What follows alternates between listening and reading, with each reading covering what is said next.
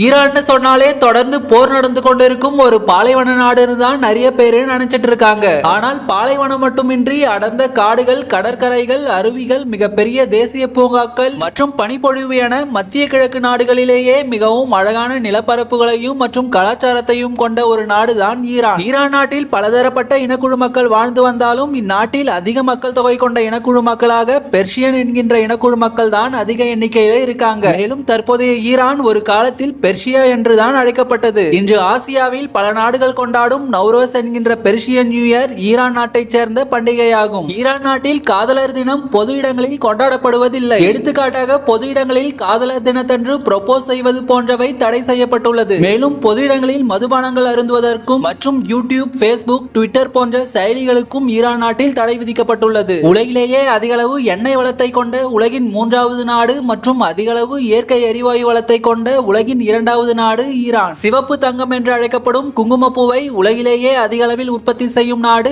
Iran. கையால் உருவாக்கப்படும் கார்பெட்டுகளுக்கு புகழ்பெற்ற நாடு ஈரான். மணலை சமையலில் பயன்படுத்தும் ஆர்மோஸ் ஐலாண்ட் என்கின்ற புகழ்பெற்ற தீவை கொண்ட நாடும் ஈரான் நாடுதான். வரலாறு ரீதியாக கேவியார் என்கின்ற உலகின் விலை மதிப்பு மிக்க மீனின் முட்டைகளை மிகுந்த தரத்துடன் உற்பத்தி செய்யும் நாடும் ஈரான் நாடுதான்.